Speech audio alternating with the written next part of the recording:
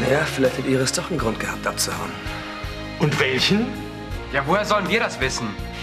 Ich erzähl dir die Sache mit Hennings Auto auch ein andermal, okay? Was ist mit Hennings Auto? Iris ist ein erwachsener Mensch. Sie hat entschieden, dass sie von uns nichts mehr wissen will. Einfach so. Aus dem Nichts ohne ein Wort. Bitte sehr, das muss ich akzeptieren.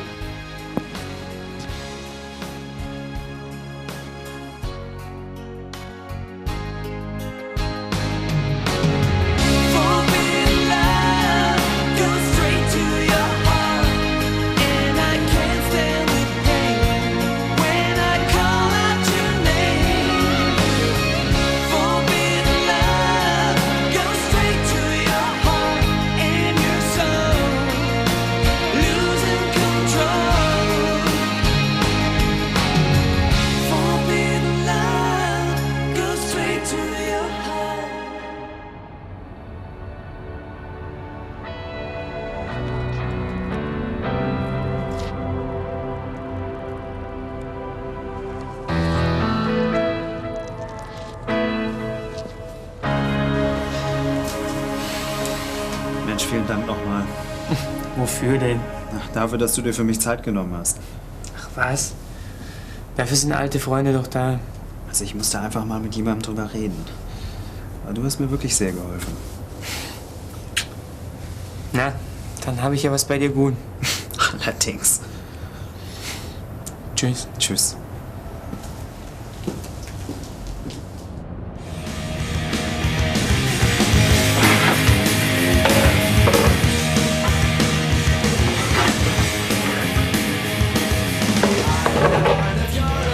Sie werden doch diesen Laden nicht zu Ihrem neuen Stammlokal machen wollen, oder?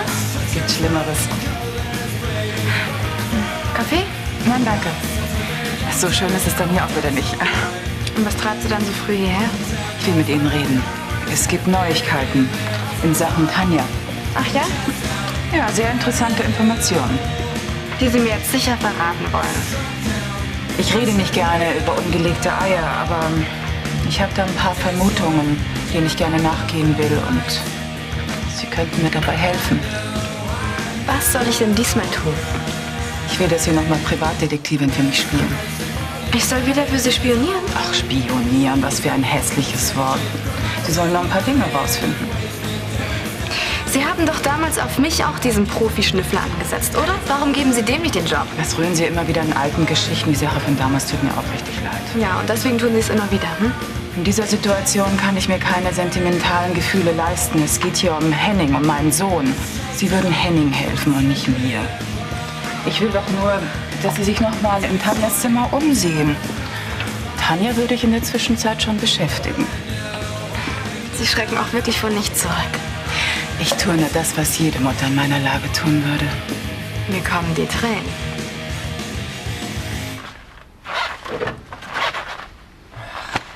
Ich Idiot. Verdammter Mist. Hallo. Morgen.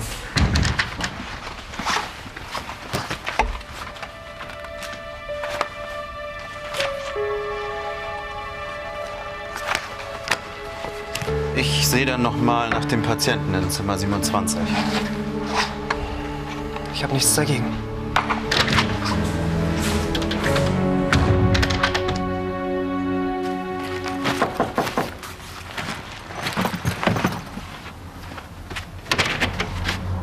Hallo, Tanja. Ich mache mir schreckliche Sorgen um Henning. Haben Sie vielleicht in der Zwischenzeit etwas von ihm gehört? Nein. Man hat seinen Wagen in einer gottverlassenen Gegend gefunden. Ich kann mir einfach nicht vorstellen, dass Henning sein Auto einfach irgendwo abstellt. So wie der sein Cabrio liebt. Ich habe damit nichts zu tun. Das habe ich Ihnen ja auch nicht unterstellt. Es hätte doch sein können, dass Henning Ihnen irgendwas erzählt hat. Nein. Denken Sie in Ruhe darüber nach.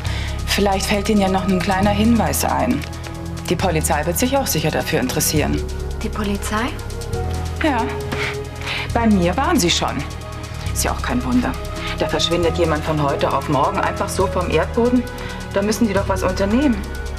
Ja, natürlich. Ansonsten können wir nur hoffen, dass Henning bald wieder auftaucht. Bis dahin werde ich mich natürlich um sie kümmern. Ich bin völlig okay. Und das Baby? Ich bin mir sicher, das Kleine könnte ein paar neue Strampler gebrauchen. Natürlich auf meine Kosten. Das ist ja nett von Ihnen, aber wie Sie sehen, habe ich genug Babysachen. Na, davon kann man nie genug haben. Außerdem können Sie das einer werdenden Omi nicht abschlagen.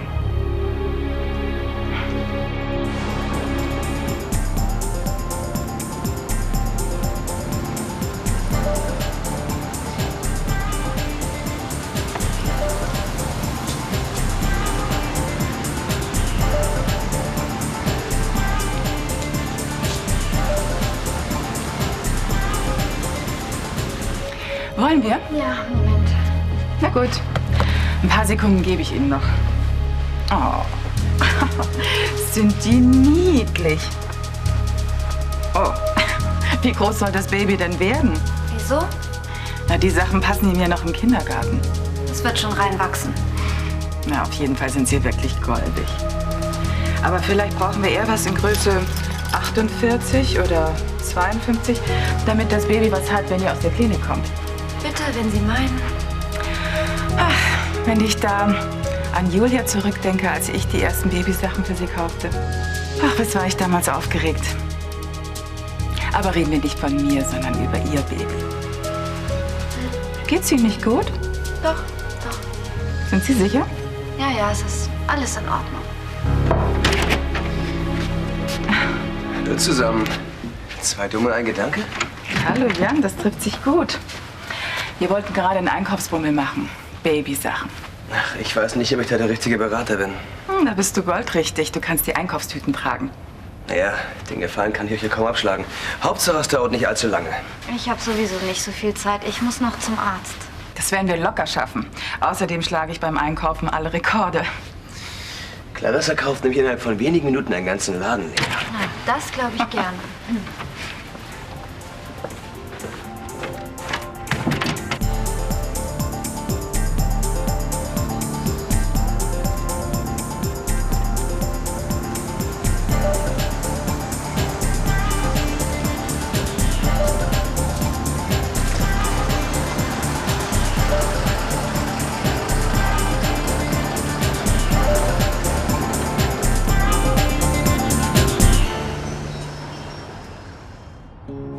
Gero, es hat mich voll erwischt. Sebastian ist einfach klasse. Das freut mich für dich. Erzähl was davon. Selber erlebe ich sowas ja nicht mehr. Was ist mit dem Typen, den du da neulich klar gemacht hast? José? Ja, das ging voll in die Hose. Nicht so, wie du denkst.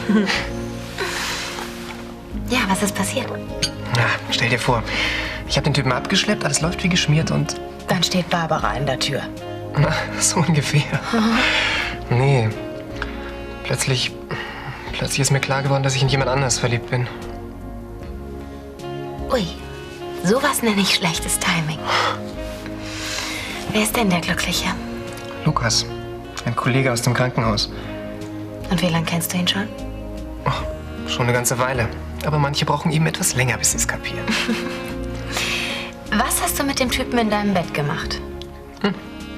Den habe ich nach Hause geschickt und bin sofort zu Lukas gefahren. Und hast ihm deine Liebe gestanden? Dazu kam es erst gar nicht. Ich habe von der Straße aus gesehen, dass er einen anderen Mann bei sich in der Wohnung hatte. Wer zu spät kommt, den bestraft das Leben.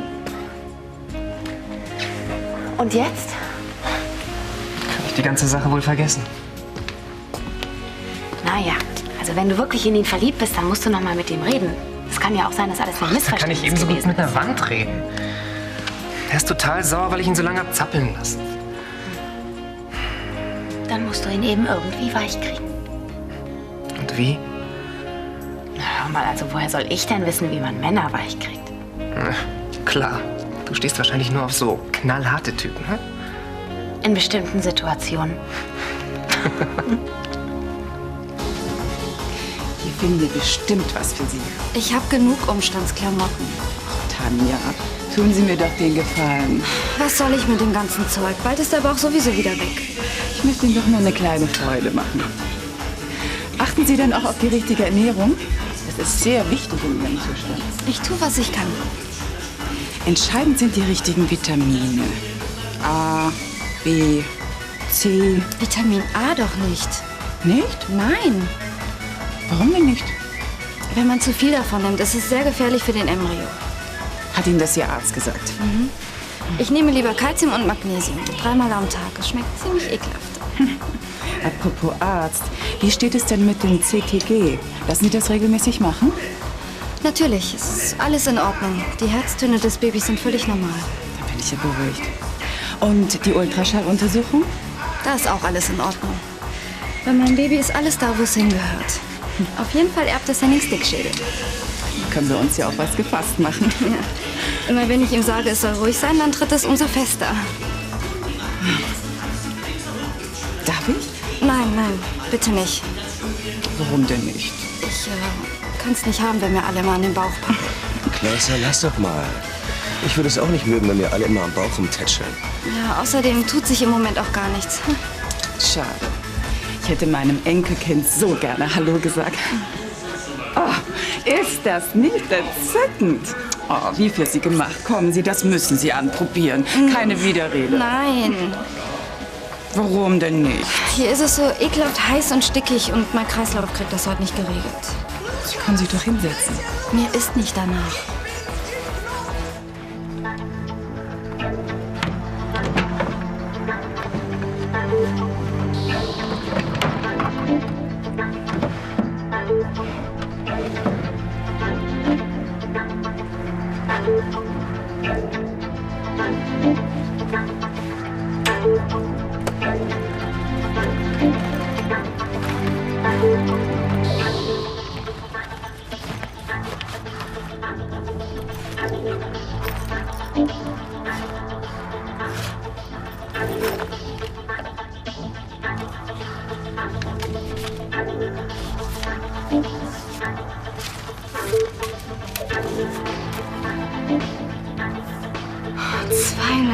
Mark. Na, so ein Zufall.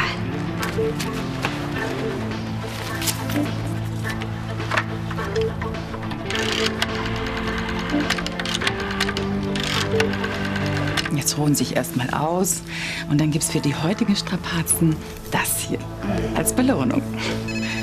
Ach, entschuldigt mich mal einen Augenblick. Von Anstetten? Naja, anprobieren kannst du es ja schon mal. Ich meine, wenn Clarissa in Spendierlaune ist, dann würde ich das ausnutzen. Mhm. Na gut, wenn ich sie damit glücklich mache. Sophie, Sie sollten Ihren Beruf wechseln. Wohin will unsere Schwangere denn fliegen? Nach Miami. Mit diesem Frauenarzt. Diesen Thorsten Gehring. Mit 200.000 Mark lässt sich's da eine Weile aushalten. Das ist doch genau die Summe, die Henning vom Konto der Agentur abgebucht hat. Das haben Sie sehr gut hingekriegt, alle Achtung. Kommen Sie doch nachher gleich zu mir ins Penthouse. Ich muss jetzt Schluss machen. Aber danke erstmal.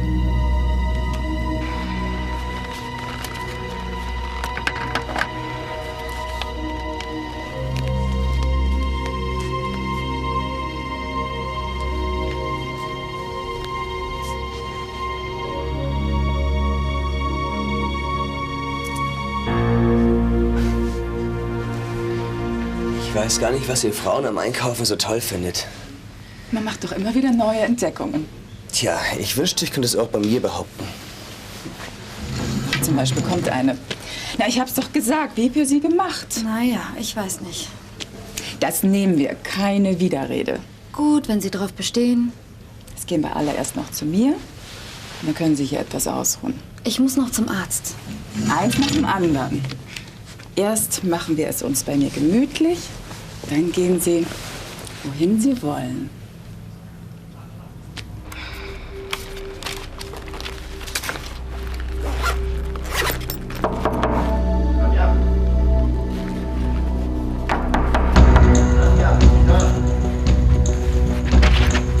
Oh, Verzeihung.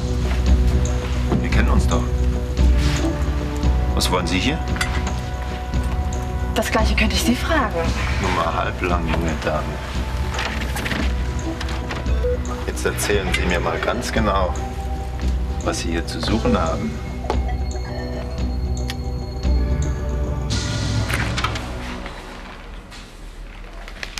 Hallo. Haben Sie eine Ahnung, wo Schwester Jutta ist? Ich müsste unbedingt mal was mit ihr besprechen. Ich glaube, sie ist in der Teeküche. Gut, dann werde ich da mal nachschauen. Herr Hagemann, kann ich kurz mit Ihnen sprechen? Was gibt's? Ich war gestern bei Ihnen. Ach, bei mir zu Hause? Na, das muss ich ja vollkommen übersehen haben. Ja, ich war vor hier im Haus. Ich wollte nicht reinkommen, weil Sie Besuch hatten. Ich hab's gesehen, von der Straße aus. Besuch zu haben ist wohl kein Verbrechen, oder? Nein, aber es sah so aus, naja, ich meine, als wären Sie und Ihr Besuch befreundet. Sehr eng befreundet. Ja und? Seit wann muss ich Ihnen gegenüber denn Rechenschaft über meine privaten Kontakte ablegen? Finden Sie nicht, dass das ein bisschen Wer weit... war der Besuch? Ein Freund oder Ihr Freund? Santana, hören Sie mal! Bitte, ich muss es wissen. Warum sollte ich Ihnen das sagen? Weil ich inzwischen weiß, dass Sie mir mehr bedeuten, als ich bisher gedacht habe. Viel mehr. Gero. Der Besuch, das war ein alter Freund. Ein alter Freund? Um es genau zu sagen, mein Ex-Freund. Zufrieden? Zufrieden. Vielen Dank nochmal für das Kleid. Keine Ursache. Es war wirklich sehr nett von Ihnen. Ja, das finde ich auch. Ich bin überhaupt sehr nett zu Ihnen. Obwohl Sie das gar nicht verdient haben. Ach, Clarisse, was soll das jetzt schon wieder? Wusstest du, dass diese junge Dame hier, die sich von mir Kleider kaufen lässt, ganz vermögend ist? Ach, wir wissen doch alle, dass Tanja keine müde Mark besitzt. Ich weiß, dass sie 200.000 Mark hat. Wie soll sie an so viel Geld rankommen? Indem sie Henning beklaut. Was reden Sie denn da für einen Unsinn? Ich habe Beweise. Sie blöffen. Und Sie sind dreister, als ich dachte. Sophie wird jeden Augenblick hier sein. Mit dem Scheck und den Flugtickets, mit dem die junge Mutter plus Liebhaber sich nach Florida absetzen wollte. Du willst mit Henning nach Amerika? Nein, nein, von Henning hat sie nur das Geld gestohlen. Fliegen will sie mit einem gewissen Dr. Thorsten Giering oder so ähnlich. Henning hat mir das Geld gegeben. Henning gibt niemandem freiwillig 200.000 Mark. Ich krieg schließlich ein Kind von ihm. Er wollte mich absichern, bevor er abgehauen ist. Dann werde ich eben die Polizei verständigen. Ja, bitte, tun Sie das. Die werden ganz schnell rausfinden, dass Ihr Sohn ein Betrüger ist. Hübsche Schlagzeilen gibt das. Wenn Henning wirklich das Geld gestohlen hat und Sie davon wussten, dann sind Sie mit dran. Ich habe doch keine Ahnung, woher das Geld kommt. Ich weiß nur, dass Henning viel zu feige ist, so ein Ding durchzuziehen. Tja, er brauchte eben Geld. Sie brauchten Geld. Wenn Henning Geld braucht, dann kommt er zu mir. Da riskiert er wenigstens keinen Knast. Glauben Sie eigentlich, es hat ihm Spaß gemacht, Sie immer um Kohle anzubetteln?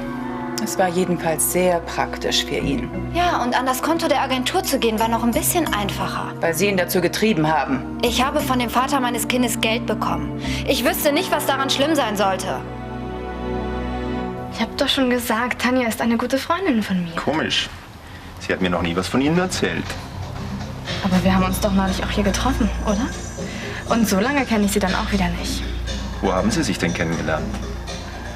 Auf Friedenau, da hat sie doch gearbeitet. Ja, ich war ziemlich froh, dass sie wieder nach Düsseldorf gekommen ist. Obwohl sie hatte ziemliches Pech mit diesem Typen, der ihr da ein Kind angedreht hat. Und wo ist Tanja jetzt? Einkaufen, Babykleidung. Ist nicht mein Ding, ich bin lieber hier geblieben. Wollen Sie beide gleich noch was unternehmen? Mhm. Genau, ja. Also, ich meine, ich werde sie jetzt länger nicht sehen. Deswegen, ich meine, jetzt, wo sie nach Miami geht.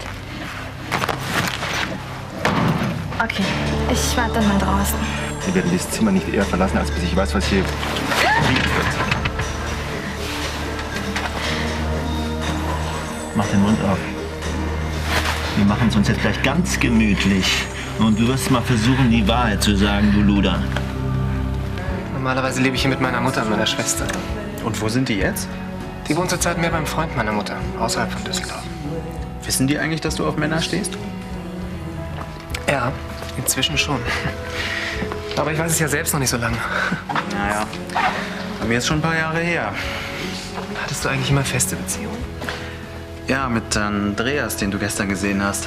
Mit dem war ich ziemlich lange zusammen. Irgendwann haben wir uns dann in aller Freundschaft getrennt. Und danach hattest du keinen Bock mehr auf was Festes? Nee. Erst wieder, als du aufgekreuzt bist.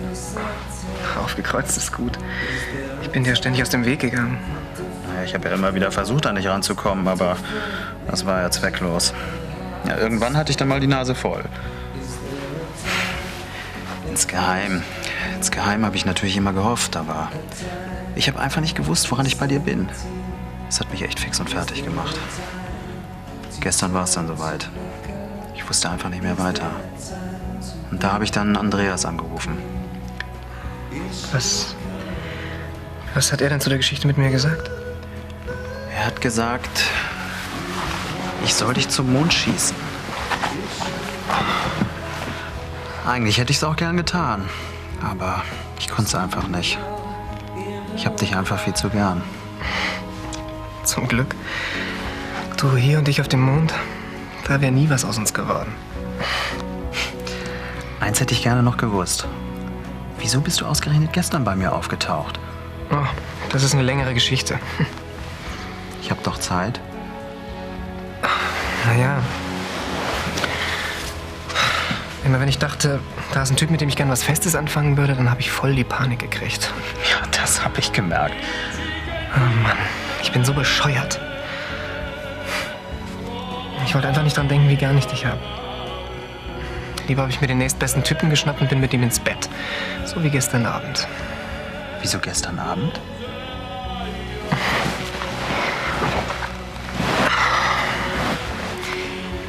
Ich habe in der Kneipe einen alten Bekannten getroffen. Wir haben uns kurz unterhalten und dann sind wir hierher. Und dann? Ja, dann kam es zur Katastrophe. Der Typ wollte unbedingt mit mir schlafen. Und dann ist mir plötzlich klar geworden, was ich wirklich will. Ach, und deswegen bist du ausgerechnet gestern bei mir aufgetaucht. Ganz genau. Wie lange habe ich auf diesen Moment gewartet? Genauso lang wie ich.